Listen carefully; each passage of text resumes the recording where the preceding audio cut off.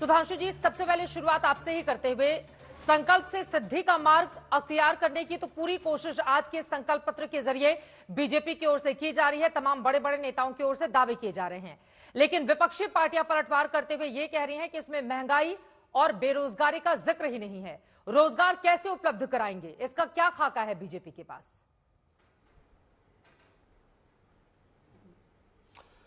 देखिए, मुझे लगता है कि जमीन आसमान का अंतर है हमारी सोच और उनकी सोच में। हमने 10 साल के परफॉर्मेंस और 25 साल के विजन को सामने रखा है और इसलिए मोदी की गारंटी कहा है। अब अपने तीसरे चुनाव के लिए, अर्थात जब हमने साबित कर दिया उसके बाद हमने कहा, इन लोगों की तरह नहीं कि 50-50 साल राज किए, इनकी पार्टियों का नहीं, इनके खानदान का शासन रहा। खुद राज किए, पिताजी राज किए और कुछ पार्टियों में पिताजी के भी, माताजी के तो पिताजी के नाना तक राज किए। तब तो कुछ, अब हम साहब कमाल कर देंगे। ये अंतर है सोच में। और दूसरी बात मैं कहना चाहता हूं, जो लोग कह रहे हैं कि रोजगार के सृजन और अन्य की बात, तो मैं तो कहता हूं एकदम दो तरीके से देख लीजिए। एक होता है आंकड़ा, बिल्कुल आंखों के सामने, कर्मचारी भविष्य निधि खाते। ये तभी बनेगा ना जब कोई कर्मचारी बनेगा, उसकी सैलरी में से पैसा कट के प्रोविडेंट फंड का जाएगा और उसका जो एम्प्लॉयर यानी नियोक्ता है वो भी काट के देगा। तो अगर कर्मचारी भविष्य निधि खातों में कई करोड़ का इजाफा हुआ, यानी 11 करोड़ थे 2014 में और अब हुए जाके 26 करोड़, तो ये हवा में तो कोई खाता नहीं क्रिएट हो गया कि जो काम करने लगा और अचानक ये सारी चीजें आ गई। अब चलिए, कर्मचारी इंप्लॉय इंश्योरेंस स्कीम। अरे भाई, कोई कर्मचारी नया बना तब उसका बीमा शुरू हुआ ना, स्वास्थ्य बीमा। चलो, वो भी आपको नहीं समझ में आता, कारण क्या है? अब चलिए, तीसरा है सीएमआई, जो इंडियन इंडस्ट्रीज एसोसिएशन, वो एक गैर सरकारी संस्था है, वो देती है। उसके अनुसार पिछले ही वर्ष में 12 लाख प्रति माह हुआ। मैं ये नहीं कह रहा हूं कि एकदम बेरोजगारी नहीं, साहब बेरोजगारी का दौर इनके दौर से बहुत बेहतर स्थिति में। आज बेरोजगारी का औसत 3.1% है, जो 5 साल में। अब चलिए, इसके बाद कोई कहे आंकड़े में ऐसा नहीं वैसा, तो मैं पूछना चाहता हूं, ये 74 एयरपोर्ट एक्स्ट्रा बन गए, 37 किलोमीटर पर डे सड़क बन रही है, 12 किलोमीटर पर डे का इलेक्ट्रिफिकेशन हो रहा है, रेलवे का 4 करोड़ मकान बन गए। अब ये बताइए, इतने सारे, ये चिनाब में भारत का सबसे ऊंचा पुल बन गया, सबसे बड़ा केबल पुल गुजरात में बना, सबसे बड़ा समुद्र का पुल मुंबई में बना, तो समुद्र के नीचे सबसे बड़ी मेट्रो जो है वो कोलकाता में बन गई। ये किसने बनाया भाई? ठीक है, ये किसने बनाया? सबसे बड़े ऑटोमोबाइल के मैन्युफैक्चरर तीसरे नंबर के हम हुए, दूसरे नंबर के मोबाइल के हुए। कोई तो बना रहा है कि आसमान से भूत पिशाच आके बना रहे हैं। शायद इसीलिए कहा गया भूत पिशाच निकट नहीं हमें। मेरे विचार से समझ में नहीं आ रहा, आंखों देखी बात को झुटलाने का प्रयास करते हैं, पर जनता इसमें विश्वास करती है। मैं अपने राजनीतिक मेहमानों के पास आऊंगी, लेकिन आशुतोष जी, आज दिन भर जब से बीजेपी का ये संकल्प पत्र आया है, बार बार रोजगार और महंगाई के मुद्दे पर आपने बीजेपी को घेरने की कोशिश की है। उनका तो कहना है ये जो इतने कामकाज बीते 10 वर्षों में हुए हैं, ये कोई जादू की छड़ी घुमा देने से तो नहीं हो गया ना? इसको भी तो लोगों ने किया, जिसके जरिए उनको रोजगार मिला, जैसा कि सुधांशु जी बताने की कोशिश कर रहे हैं। आशुतोष जी, क्या कर लिया? देखिए, सुधांशु जी भारतीय जनता पार्टी के प्रवक्ता है, सरकार के प्रवक्ता की तरीके से बात कर रहे हैं, तो जाहिर सी बात है वो सरकार का पक्ष रखेंगे। लेकिन मैं 2 बात कहना चाहूंगा। पहली बात यह कि अनएम्प्लॉयमेंट रेट के बारे में भी सुधांशु जी ने बात कही है।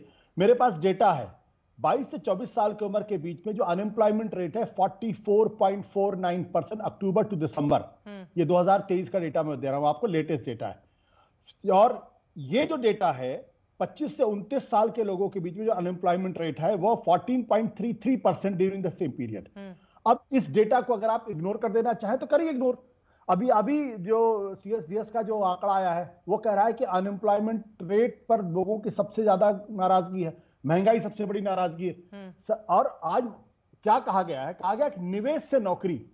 अब देखिए, निवेश से नौकरी के बारे में जब बातचीत करते हैं तो भारत में जो एफडीआई है, फॉरेन डायरेक्ट इन्वेस्टमेंट, 31% का ड्रॉप आया है। 31% का ड्रॉप, जो रिकॉर्ड है अपने आप में। अब इस और आप दावा क्या कर रहे हैं? दावा यह कर रहे हैं कि हम निवेश से नौकरी करें। जब निवेश ही नहीं इस देश के अंदर आ रहा तो नौकरी कहां से मिलेगी? तीसरी बात, जो नौकरी देने का जो सबसे बड़ा साधन होता है वो मैन्युफैक्चरिंग सेक्टर होता है। भारत में जीडीपी ग्रोथ की जो मैं बात करता हूं, वो अगर आप इसकी तुलना कर ले, तुलना आप किससे करेंगे? 2010 में जो जीडीपी में जो मैन्युफैक्चरिंग सेक्टर का जो कंट्रीब्यूशन था वो 17% था। 2011 में 16% था, 2012 में 16% था। आज की तारीख में 2022 में इसका कंट्रीब्यूशन घट के कितने हो गया? 13% हो गया। ठीक है। आपका मैन्युफैक्चरिंग सेक्टर आगे बढ़ी नहीं तो नौकरी देंगे का? इसलिए मैंने कहा आपके प्रोग्राम में आज दिन में मैंने कहा कि भाई सरकार बेरोजगारी के मसले में पूरी तरीके से चुप है, जो आज की सबसे बड़ी समस्या। और ऐसा कोई भी ओपिनियन पोल, एग्जिट पोल नहीं आ रहा जिसमें लगातार अनएम्प्लॉयमेंट इस देश की सबसे बड़ी समस्या के तौर पर हो रही। ठीक है। सुधांशु जी इग्नोर करना चाहे इग्नोर कर सकते हैं। हाँ सुधांशु जी, मुझे लगता है आप इस पर जवाब दे रही, फिर मैं बाकी मेहमानों के पास जाती हूँ। बहुत शाह। देखिए, जो आशुतोष जी ने बात कही, यहीं पे मैं बताना चाहता हूं, ये वेस्टर्न थॉट प्रोसेस से सोच रहे हैं वर्तमान से। इनके ही वाक्य को इन्होंने कहा 22 से 24% के बीच में बेरोजगारी की दर 44% है और 25 से 29 के बीच में 14%। ये एकदम से इतना बड़ा अंतर कैसे आ जाता है? वेस्टर्न माइंडसेट है। हमारे यहां 18-19 साल की उम्र में बच्चा करता है कोई भी 12th, तो ग्रेजुएशन करते करते वो 21 या 22 होता है। भाई वेस्ट में है, मां बाप चिंता नहीं करते, चल 18 साल की उम्र से काम करना शुरू कर, इसलिए वो एम्प्लॉयमेंट की कैटेगरी में आते हैं। हमारे यहाँ 1% बच्चे को भी जरूरत नहीं पड़ती है जिसकी फैमिली की स्थिति बहुत खराब हो, अन्यथा वो पोस्ट ग्रेजुएशन करता है 22 से लेके 24 के बीच में 90% बच्चे। फिर वो अन्य प्रकार की ट्रेनिंग करते हैं, परिवार पूरा सपोर्ट करता है, इसलिए आपको 44 से एकदम 14 नजर आ रहा है, क्योंकि ग्रेजुएशन पोस्ट ग्रेजुएशन तक मां बाप पढ़ाते हैं। ये आंकड़ा भी तो दो ना कि किसके यहां फैमिली सपोर्ट करती, किसको नहीं सपोर्ट करती है। ये है वो मकड़ जाल जिस कारण से लोगों को ये भ्रमित कर। अच्छा, 18 साल से अगर आप 21 की बेरोजगारी दर देखें तो भारत को सबसे ज्यादा दिखा देते हैं, क्योंकि 1821 में तो बच्चा पढ़ ही रहा होता है और उसको कोई रोजगार करने की जरूरत नहीं होती। पश्चिमी देशों में होती है रोजगार करने की जरूरत।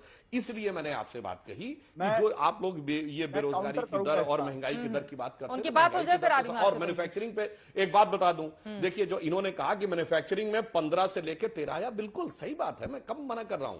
सर्विस सेक्टर में भारी उछाल आया है साहब, डिजिटल ट्रांसफॉर्मेशन इतना आया है और इस फील्ड में सर्विस सेक्टर में एक इतना बड़ा जॉब क्रिएट हुआ, तो मानी बात है 1% की कमी पर। मैन्युफैक्चरिंग की जहां तक हम बात करें, आज की डेट में हमारा विमान वाहक युद्धपोत भारत में बना है, तो मैन्युफैक्चरिंग नहीं हुई है क्या सर? असॉल्ट राइफल्स भारत में बनने लगी हैं, तेजस भारत में बना है, ऑटोमोबाइल में हम सबसे बड़े मैन्युफैक्चरर 3रे नंबर के बने हैं, मोबाइल हैंडसेट में 240 से अधिक फैक्ट्रीज काम कर रही हैं। ये मैन्युफैक्चरिंग नहीं हुई है क्या? इसलिए मैं कहना चाहता हूं, उनके ही आंकड़े से कह रहा हूं, वो आंकड़ा उनका सही है, मैं आंकड़े को नहीं डिस्प्यूट कर रहा हूं, आंकड़े का देखने का नजरिया गलत है। आपका